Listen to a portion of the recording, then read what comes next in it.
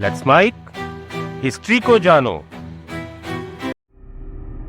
ये साल था 1679। दिल्ली की सड़कों पर हजारों हिंदुओं का हुजूम उमड़ पड़ा।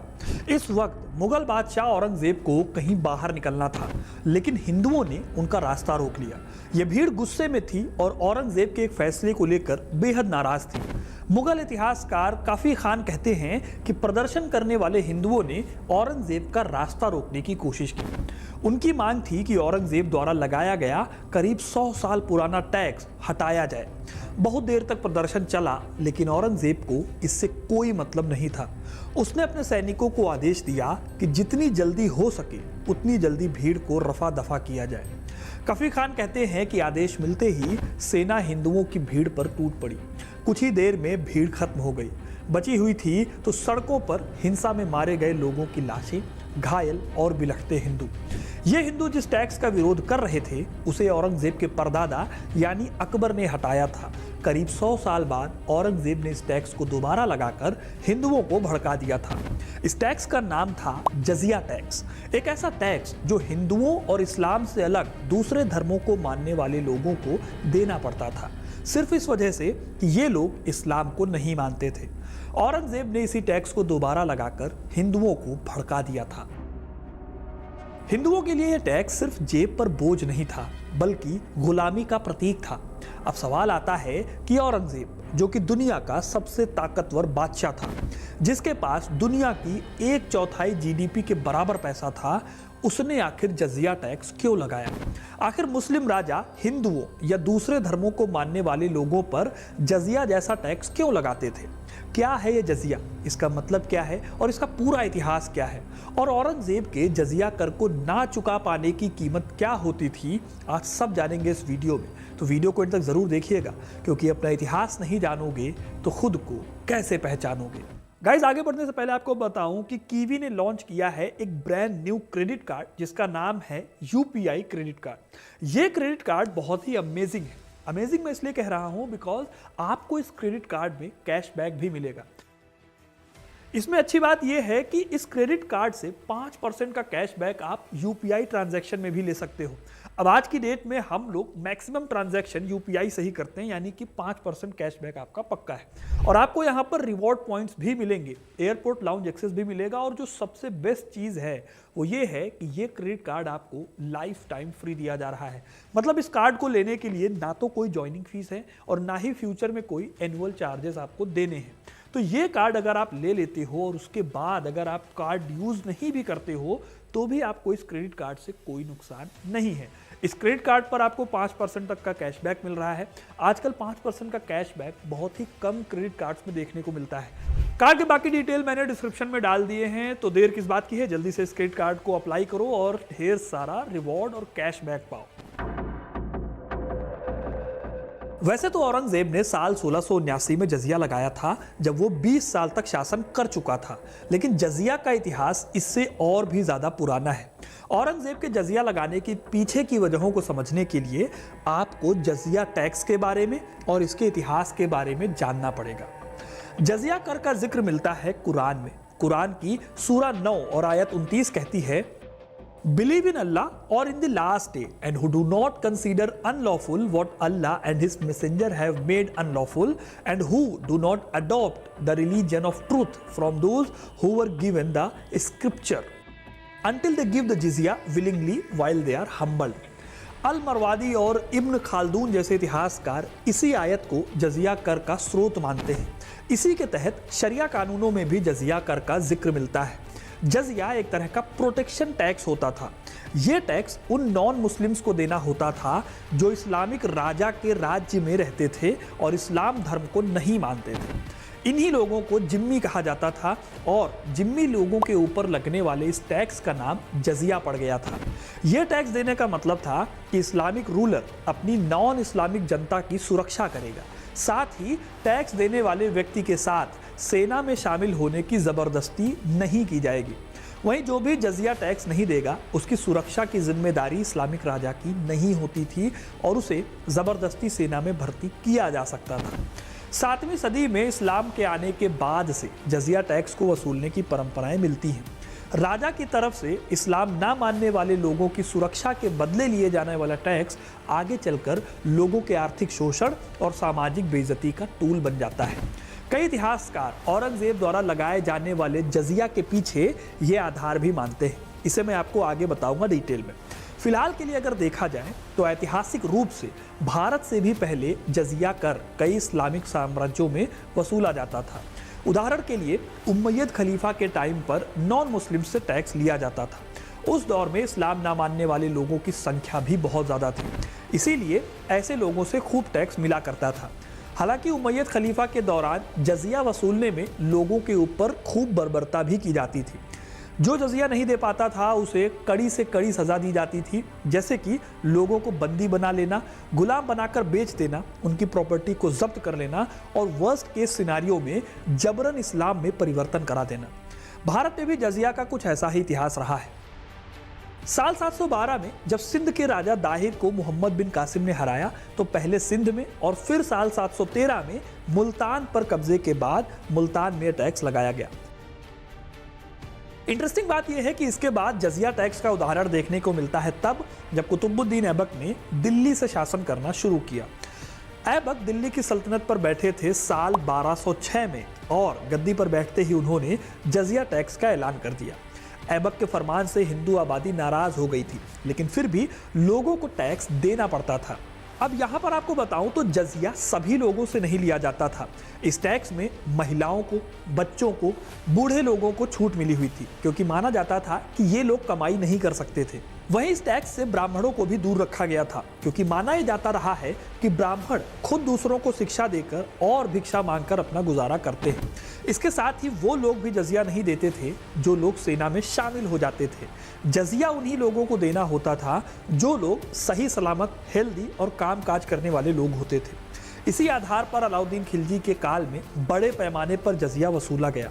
अलाउद्दीन के काल में जो लोग जजिया नहीं दे पाते थे उन लोगों को गुलाम तक बना दिया जाता था और गुलाम बनाकर उन्हें बेच दिया जाता था दिल्ली के बाजारों में।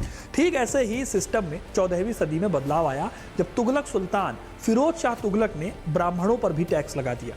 ये पहले सुल्तान थे जिन्होंने ब्राह्मणों पर भी टैक्स लगाया था। सल्तनत काल में जियाउद्दीन बर्नी जैसे इतिहासकार और इब्न बतूता जैसे यात्रियों ने बताया कि कैसे जजिया वसूलने वाले टैक्स कलेक्टर्स आम हिंदुओं और बाकी धर्म के लोगों पर टैक्स वसूलने के नाम पर जबरदस्ती करते थे और मारपीट किया करते थे। हालांकि मुगल काल में इस व्यवस्था में थोड़ा बदलाव आया जब मुगल बादशाह अकबर ने साल 1564 में इस टैक्स पर रोक लगा दी। अकबर के ये काम करने के पीछे उनकी सुलह कुल की नीति शामिल थी, जिसमें सभी धर्मों को बराबरी से देखने और सम्मान करने की बात कही गई थी। अकबर इस नीति के तहत अपने साम्राज्य को और ज़्यादा टॉलरेंट बनाना चाहता था। अकबर से पहले ये काम किसी मुस्लिम बादशाह ने नहीं किया, इसलिए अकबर को खूब सम्मान दिया गया। आज भी उनकी सुलह कुल की नीति की तारीफ होती है। अकबर के बाद जहांगीर और फिर शाहजहां बादशाह बने। इन दोनों ने भी अकबर की इस नीति के साथ छेड़छाड़ नहीं की और जजिया लागू ना करने के अकबर के फैसले को बनाए रखा। लेकिन सिचुएशन बदलती है अगले बादशाह औरंगजेब के आने के बाद से। यह साल 1679 था जब औरंगजेब ने अकबर की शुरू की गई परंपरा को तोड़ा और दोबारा जजिया कर लगा दिया। उसके इस फैसले का विरोध भी हुआ, लेकिन औरंगजेब ने किसी की नहीं सुनी और तमाम विरोधों के बाद ये फरमान लागू कर दिया गया। उस दौर में जो जजिया लगाया गया उसमें सबसे अमीर आदमी को हर साल 12 रुपए देने होते थे और सबसे ज़्यादा गरीब आदमी को 8 रुपए का पेमेंट करना होता था। इतिहासकार जदुनाथ सरकार के हिसाब से जजिया का सबसे कठोर पहलू ये था कि ये टैक्स गरीबों पर लगाया जाने वाला टैक्स था, जिन्हें कर के रूप में एक एवरेज 1 महीने का वेतन देना पड़ता था। कई इतिहासकार मानते हैं कि औरंगजेब के ज़माने में ये टैक्स वसूलने का काम बेहद अपमानजनक तरीके से किया जाता था। विलियम इरविन अपनी किताब लेटर मुगल्स में लिखते हैं कि टैक्स देने वाले हिंदू को नंगे पांव आकर ये टैक्स देना पड़ता था, जो कि जजिया देने वाले शख्स को नीचा दिखाने के लिए किया जाता था। वो ऐसा करके ये साबित करने की कोशिश करते थे कि मुस्लिम उन हिंदुओं से ऊपर हैं जो टैक्स दे रहे हैं। जादूनाथ सरकार बताते हैं कि जजिया के माध्यम से हिंदुओं का अपमान करने की कोशिश की जाती थी। काफी खान ये भी बताते हैं कि जो लोग ये टैक्स नहीं दे पाते थे उन्हें कड़ी से कड़ी सजा दी जाती थी। घर पर कब्जा करना, मारपीट से आगे बढ़कर कई बार ये टैक्स ना दे पाने की वजह से हिंदुओं को बंदी बनाकर उन्हें बेच दिया जाता था। अब जैसा कि मैंने आपको वीडियो की शुरुआत में बताया था कि जजिया एक स्टेट नहीं बल्कि रिलीजियस टैक्स था। जजिया को दोबारा इंट्रोड्यूस करने के लिए औरंगजेब ने भी अपना यही तर्क दिया कि उसका शासन शरिया कानूनों के हिसाब से चलता है, इसलिए वो इस टैक्स को लगा रहा है। हालांकि औरंगजेब के जजिया लगाने के पीछे सिर्फ यही एक वजह नहीं थी। इतिहासकारों के बीच एक लंबी चौड़ी बहस है इस बात को लेकर कि औरंगजेब आखिर जजिया कर लगा क्यों रहा था। ये सवाल इसलिए भी वाजिब है क्योंकि औरंगजेब ने बादशाह बनते ही जजिया टैक्स नहीं लगाया था, बल्कि उसने टैक्स लगाया था बादशाह बनने के 20 साल बाद। इसीलिए जादूनाथ सरकार जैसे इतिहासकार मानते हैं कि औरंगजेब के ऐसा करने के पीछे राजनीतिक और आर्थिक कारण जिम्मेदार थे। जादूनाथ सरकार कहते हैं कि औरंगजेब के लगातार दक्कन में चलने वाली लड़ाइयों की वजह से उसकी सेना का खर्च खूब बढ़ गया। इस खर्च का असर उसके खजाने पर पड़ा।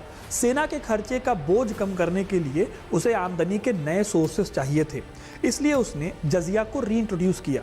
हालांकि सतीश चंद्रा जैसे इतिहासकार इस तर्क को नहीं मानते, क्योंकि उनके हिसाब से औरंगजेब के खजाने को जजिया टैक्स से नहीं भरा जा सकता था।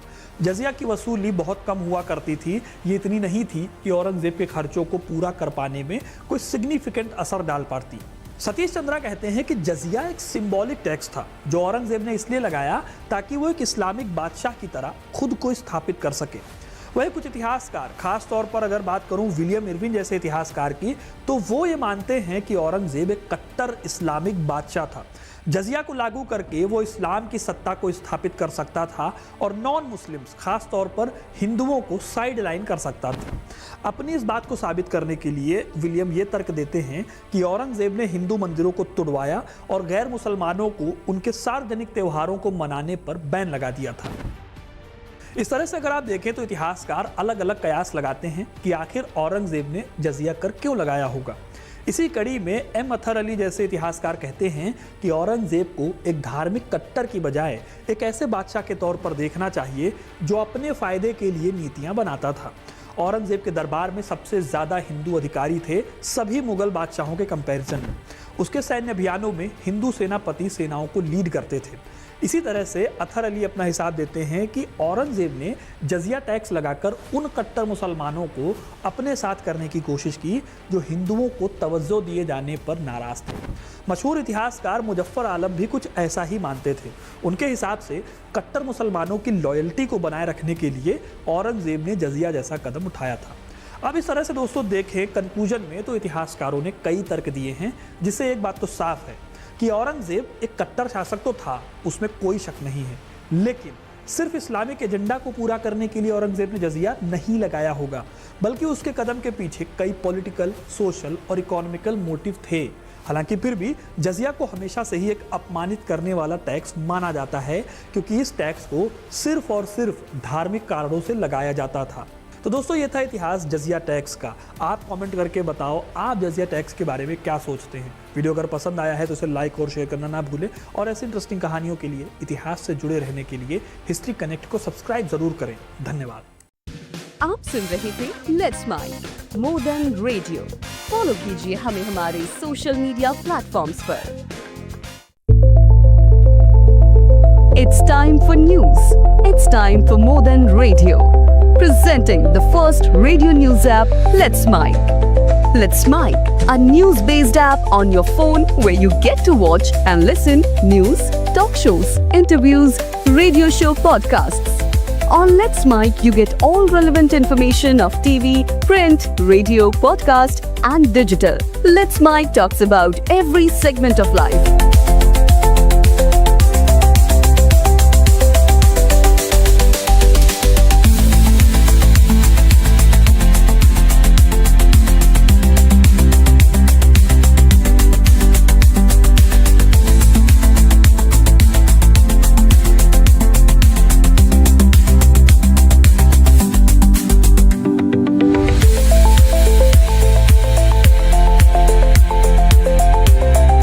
Download the app now from Play Store. Available both on Android and iOS mobile phones. Follow us on YouTube, Instagram, Twitter, LinkedIn, Facebook, Telegram, WhatsApp, Snapchat. Let's talk, let's connect, and let's mic.